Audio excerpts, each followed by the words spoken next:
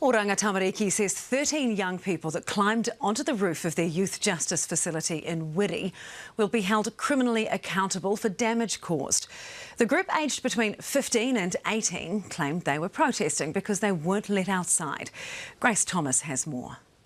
Just 4 young people continued their rooftop protest this morning at Korowai Manaaki, one holding a makeshift wooden weapon, others peering into a hole they'd ripped in the roof. Made aware around 6:30 last night that some young people had managed to get out of one of our units within the residence. They made it up onto the roof and that has then incited a second smaller group to get out of a second residence, unit, and up onto the roof. Shouting to media, the group claimed they were protesting because they weren't being let outside or fed.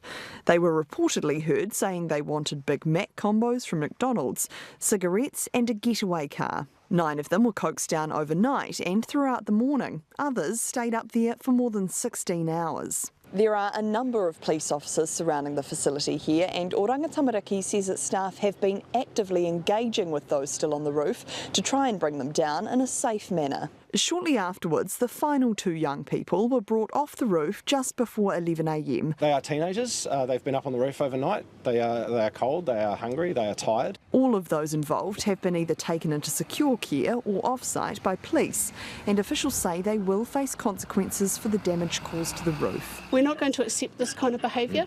It's absolutely unacceptable, the young people's behaviour that has happened overnight, and criminal liability will happen. It's not the first time young people have climbed onto the roof of Korowai Manaaki. A similar incident in July 2023 was blamed on staff shortages. Do you have confidence in this facility? There's always going to be a need for a youth justice facility, and I can't guarantee that there will never be an incident. But what I can look into is how we deal with those incidences, and this has been dealt with very well. Oranga Tamariki says the youths made no serious demands, and the Prime Minister made it clear he doesn't think authorities should be entertaining any. That's up to the police and OT to work out their negotiation, but we, as we said before, there's been no KFC involved as per last time. The government's pointed out this is the first rooftop incident this year compared to 15 last year, but an investigation into how and why this one occurred is now underway. Well, Grace, there's been some talk today that perhaps these youth justice facilities have had their day and should be shut down.